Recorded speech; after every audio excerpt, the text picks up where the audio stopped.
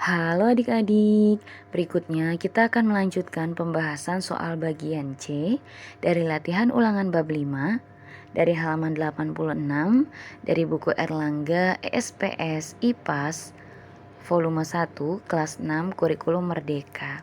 Oke, langsung saja nomor 1.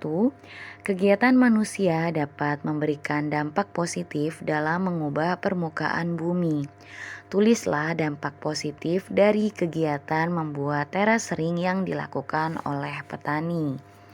Nah, jawabannya ini membantu mencegah erosi tanah dan memperkuat ketahanan lahan terhadap erosi oleh air hujan, dapat membantu menahan air hujan, mengurangi resiko banjir, dan meningkatkan sumber air untuk tanaman. Berikutnya nomor 2, perhatikan kegiatan pada gambar berikut.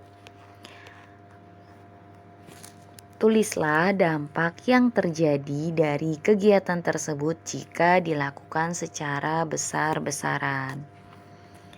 Nah, ini dampaknya adik-adik ya. Hilangnya habitat alami bagi berbagai spesies tumbuhan dan hewan, kehilangan beragam jenis tumbuhan dan hewan, menyebabkan erosi tanah, banjir, dan menghilangkan lapisan tanah subur, dan mengurangi penyimpanan air di tanah. Berikutnya yang nomor 3. Selain menjadi wilayah pertanian dan perkebunan, beberapa daerah gunung juga banyak yang dimanfaatkan sebagai tempat wisata. Mengapa demikian? Jelaskan jawabanmu.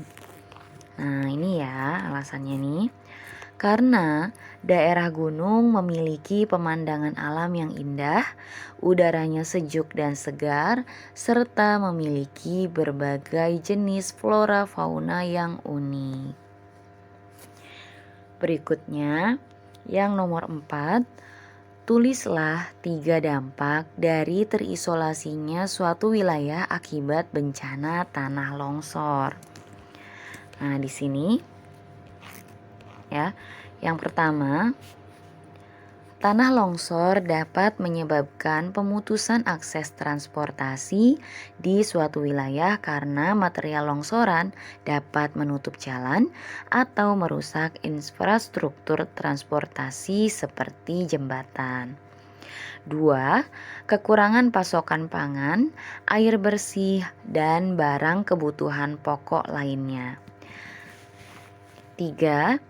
Bencana tanah longsor dapat merusak infrastruktur komunikasi seperti kabel telepon dan jaringan listrik, sehingga mempersulit koordinasi antara petugas penanggulangan bencana, penduduk, dan pihak terkait lainnya.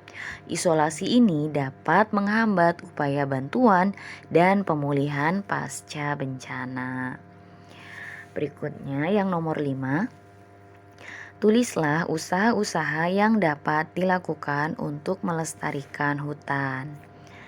Nah, di sini Kak Kida tuliskan 3 ya adik-adik ya. Nah, 1. Melakukan rehabilitasi lahan hutan seperti penanaman kembali, pemulihan ekosistem, dan pengembalian fungsi alamiah lahan. 2. Membentuk kawasan konservasi atau taman nasional untuk melindungi hutan dan ekosistemnya. 3. Melibatkan masyarakat setempat dan masyarakat umum dalam upaya pelestarian hutan melalui edukasi dan peningkatan kesadaran akan pentingnya hutan bagi ekosistem dan kehidupan. Oke adik-adik, mungkin pembahasan kali ini cukup sekian dulu ya. Untuk pembahasan soal yang lainnya akan ada di video berikutnya. Jangan lupa untuk di like dan juga di share. Silahkan adik-adik bisa cek di playlist ya untuk pembahasan soal-soal yang lainnya. Semoga bermanfaat. Terima kasih.